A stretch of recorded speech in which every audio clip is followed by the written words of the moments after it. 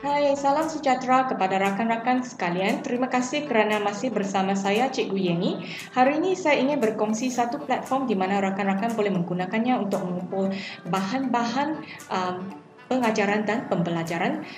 Ia juga boleh digunakan untuk memberikan sijil-sijil online kepada para pelajar, boleh digunakan untuk merekod suhu para pelajar ataupun guru, ataupun mengumpul kerja-kerja rumah dan assignment yang diberikan kepada pelajar.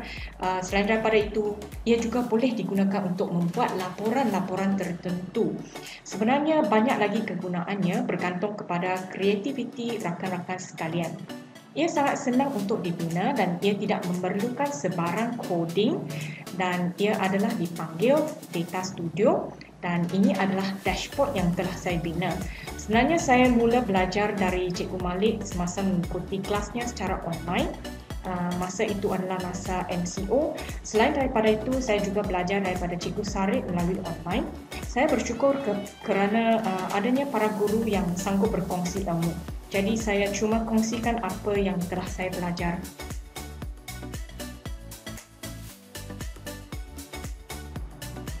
Okey, rakan-rakan, di sini saya akan cuba memberikan penerangan ringkas bagaimana daripada Google Form ke Google Sheet dan sehingga terbinanya Data Studio.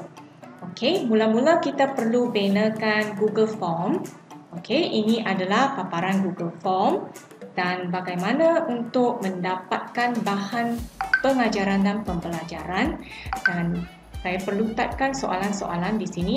Jadi saya pendekkan soalan-soalannya. Cuma saya perlu dapatkan link bahan PDP 1 dan link bahan PDP 2. Sekiranya mereka mempunyai link yang kedua.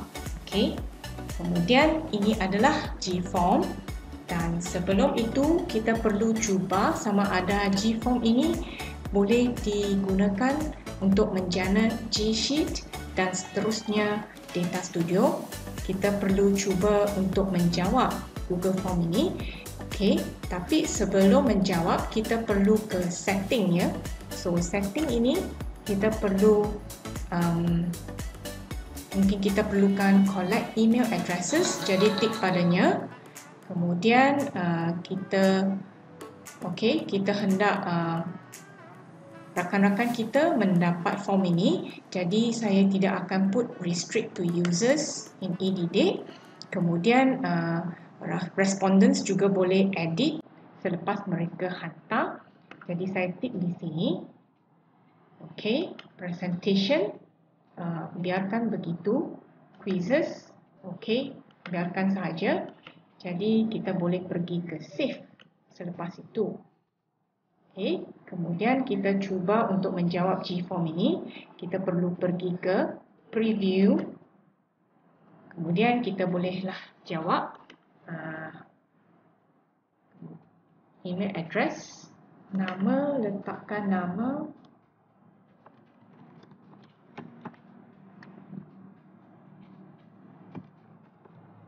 Okey, link bahan. Okey, di sini terdapat dua link bahan, mungkin kerana link bahan yang pertama adalah video, kemudian link bahan yang kedua adalah soal jawab yang berkaitan dengan link bahan pertama. Kemudian kita boleh submit. Okey, selepas tu kita perlu jana Google Sheet. Jadi kita sudah ada berapa responses ya. Mari kita refresh. Okey, kita ada 3 responses. Jadi kita pun masuk ke sini, responses. Okey, jadi di sini telah ada 3 orang. Okey, yang telah hantar. Jadi kita perlu jana Google Sheet. Seperti biasa, pergi ke sini, create spreadsheet, tekan create a new spreadsheet, create. Kemudian akan terjana satu spreadsheet dan ini adalah spreadsheetnya. Okey. Dari Google Sheet ini kita perlu pergi ke Data Studio. Jadi mari kita pergi ke Data Studio, tak sahaja di Omnibox Data Studio. Okey, jadi kita perlu ke Google Data Studio dan kita klik Start for Free. Okey, disebabkan saya telah pernah menggunakan Data Studio, jadi saya ada beberapa Data Studio dipaparkan di bawah. Jadi kita mula dengan blank report ya. Okey, so di sini kita boleh connect to data. Ada beberapa Google connectors di sini, tapi kita akan pilih Google Sheets. So klik pada Google Sheets. Kemudian klik pada Own by Me. Selepas itu carikan spreadsheet yang hendak diintegrasikan dalam dashboard ini. Jadi saya pilih cubaan bahan PDP ya. Saya klik padanya. Kemudian worksheet ini adalah form responses 1 di mana ia wujud di Google Sheet bahagian bawah ini. Bahagian bawah tab.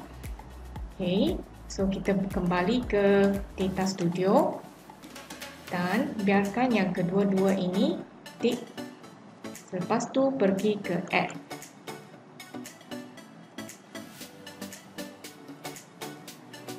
Okay, ini adalah paparan Data Studio. Okay, jadi kita perlu keluarkan butiran yang berada di dalam table ini. Okay, so bagaimana kita buat? Kita perlu ke resource terlebih dahulu. Manage added data sources. Klik padanya. Kemudian pergi ke edit. Dan di sini kita perlu check types untuk field kita. Okay, email address. Ini bukan teks ya. Ini adalah URL. Jadi pilih URL. Yang kedua, link adalah URL. Link bahan PDP 2 juga adalah URL. Jadi pilih URL ya. Setelah menentukan types untuk setiap field, kita boleh pergi ke finished. Lepas tu close. Okey, bagaimana untuk mengeluarkan maklumat di bahagian table ini? Kita perlu pergi ke dimension ya. Okey, sebelum itu kita perlu bagikan laporan kita ini satu nama. Apakah nama untuk laporan ini? Okey, so dashboard ini mungkin diberi nama koleksi bahan PDP. Okey, jadi kita lihat pada kita lihat pada table ini. Kita pergi ke dimensi. Alright. Kita tidak perlukan email. So kita cuma pangkah email ini. Apa yang kita perlukan? Kita pergi ke add dimension. Klik padanya. Kemudian pilih di bawah ini apa yang kita perlu paparkan di dalam table. Okey, mungkin kita perlukan nama penyumbang. Kemudian kita juga perlukan link bahan PDP 1 dan juga link bahan PDP 2. Okey, jadi kita perlukan 3 benda sahaja dan kita juga tidak perlukan record count di sini ya. Jadi kita klik pangkah di sebelah record count. Okey, jadi ini adalah table yang kita perlukan. Bahan-bahan yang kita perlukan di sini. Okey. Jadi table ini boleh digunakan oleh rakan-rakan kita apabila mereka ingin download bahan-bahan PDP. Okey, so saya pergi ke view. Okey, ini adalah view di mana pengunjung Data Studio kita dan apakah yang mereka boleh buat jika kita memberi mereka. Okey, saya balik kepada edit ya. Jika kita memberi mereka permission atau kebenaran untuk view, jadi mereka boleh view ya. So saya perlu tukar di sini manage access, pergi ke anyone with the link can view. So saya klik sini. Okey. Dan juga jika rakan-rakan tidak mahu editors untuk tambah orang, jadi rakan-rakan bolehlah klik pada Prevent Editors. Okay. Kemudian klik Save.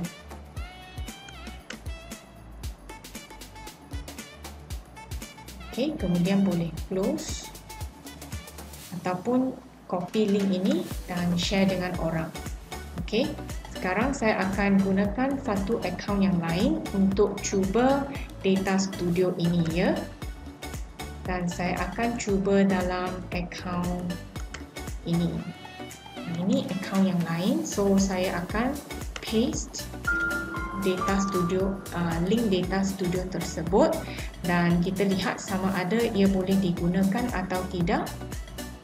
Okey, jadi contohnya di sini Lilian tu telah hantar bahan PDP ini, bolehkah saya gunakannya? So saya klik padanya. Okey, jadi ia akan membawa saya ke Quizzes ataupun Edpuzzle. Yang ini dihantarkan oleh Ronald Tan. Jadi saya cuba adakah saya boleh pergi ke link tersebut.